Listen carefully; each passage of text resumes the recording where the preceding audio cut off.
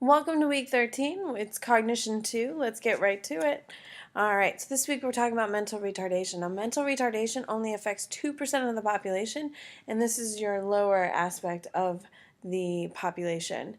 Now, there are 4 major levels of mental retardation: mild, moderate, severe, and profound. Mild is 55 to 70. Mild is going to be your kids who are going to be working at Publix, who are able to function in a basic level, maintain basic jobs, but still need great assistance. Moderate is going to be a 40 to 55 IQ. And these are kids who are going to need assistance with all types of work. They are going to have to be helped to feed themselves, but can do a little bit of independence. Mostly they're going to be heavily dependent on their parents. A lot of your Down syndrome kids are going to fit into the mild to moderate, and your next level is severe. Severe is 25 to 40. With your severe, these are the kids who are walking and they're able to stand on their own, but very little verbal, very little intellectual capabilities. Typically have a intellect of that of a 4-year-old to 8-year-old kind of capabilities. And then finally, your profound level is below a 25 IQ, and these are typically your kids who are institutionalized. They have very little brain function, cannot dress themselves, clean themselves, feed themselves, cannot do anything for themselves, and they have to be assisted in all aspects. Now, the big thing that you need to know is that mental retardation are caused by developmental delays that are used in deprived environments, as well as chromosome and genetic disorders and dietary deficiencies. So if you're not getting enough iron, that could affect it. If you have a genetic disorder like Tay-Sachs or anything like that, that is going to affect it. And deprived environments, lacks of oxygen, or fetal alcohol syndrome also going to cause it. So here's a little bit more explanation for you. Now, on the opposite end of the spectrum, you have giftedness. Now, giftedness only affects 2% of the population, and it's on the upper side. Mental retardation is on the low side, and gifted is on the upper side, and it's typically people who have an IQ of 130 or above. Now, one of the most famous studies dealing with giftedness is going to be conducted by Terman, and he is going to conduct a longitudinal study that looks at children to see if whether high intellect children are going to have socially deprived lives. Are they going to be isolated? Are they going to be unable to have normal lives? And at the end of his conclusion, it was very clear that, in fact, anyone with an IQ of below 180 but above 130 is actually going to have a very normal life, and they are going to be leaders. They're going to be above average in attractiveness. They're going to be well respected by their peers. Everything's good. It's only until you have someone's IQ that's above a 180 are you going to start seeing difficulties. So Terman's research is going to show us that just because you have an above IQ does not mean you're going to be socially awkward. Now, heredity and environment can affect intelligence. There's a very strong correlation found between IQ scores and genetic. So, identical twins are likely to have the same IQ score, while fraternal twins are not. Heritability of IQ is estimated at 0.5. Which means we can kind of predict based on your parents where your IQ range will be.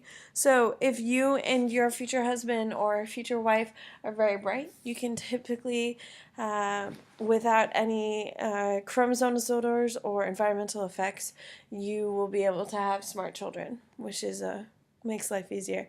Now, the bell curve is going to claim about heritability of intelligence, is a critical book about it. Now, this is just a visual about different types of nature-nurture arguments. Now, one of the big parts of this week is called that we're focusing in on is language. Now, language is a system for combining symbols such as words so that there is an unlimited number of meaningful statements can be made for the purpose of communicating. This is done by reading, writing, and signing. All of this is done within language. Now, when we deal with language, we have to deal with certain rules because language has rules. Every language does. First one is grammar. Grammar is the system of rules governing structure and the use of language. Chomsky's is going to be the big guy behind that. He believes that we learn these rules by hearing and that language is innate. Syntax is the system of rules for combining words and phrases to form grammatically correct. So these are all your rules of how to put a sentence together in order to make it correct. Morphemes are going to be the smallest unit of meaning. These are poly, tri, anything you put in front of a word or at the end of a word to change its meaning. Like if you look at biology, B-I-O means life. Ology means the study of, so put it all together, it means the study of life. Those are all morphemes. Now, semantics are the rules for determining the meaning of words in a sentence. Now, if you look at things in English to Spanish, for instance, most of you are in Spanish classes, when you do a translation, it's not a direct translation because the way English is written and the way Spanish is written is different. So what happens is we have to use semantics in order to derive meaning of words. And we have to kind of say what the gist of certain things are in order to get the understanding of what they're trying to say. Now, another part of language is phonemes. Now, phonemes are the basic units of sound in language. That's b, s, t, ch, s. All of your letters of sounds, and those are phonemes. And pragmatics are aspects of language involving the practical ways of communicating with others. These are your niceties of language. This is your greeting, your salutation. This is you asking how someone's doing, even though you genuinely don't care, but it's the right thing to do. All of those different types of things. Those are your pragmatics. Now, when we deal with language and cognition, one of the big theories is linguistic relativity hypothesis. Now, the linguistic relativity hypothesis is written by Spear and Worf, and the theory is the belief that thought processes and concepts are controlled by language. So essentially, the more language you have, the deeper your thoughts and the more thoughts you have, so that your thoughts are directly tied to the language you have. Now, opposing that is Vygotsky's cognitive universalism, and his theory believes that the theory of concepts are universal and influence the development of language. So essentially, it doesn't matter how much language you have, that as long as you have a language, you can continue to have thoughts and express yourself and opinions. So these are two major ones. Now, when we deal with language, it always comes up, what about animals? Do animals have language? Well, there's been a lot of research on that, and studies have been somewhat successful in demonstrating that animals can develop a basic kind of language, including some abstract ideas. However, animals can learn syntax, which may feel means that animals are not truly learning and using language.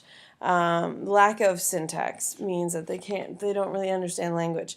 One of the most famous examples is Kanzi. They were able to use symbols in order to express what they wanted. However, is it truly understanding? No. However, is it the foundation? Absolutely.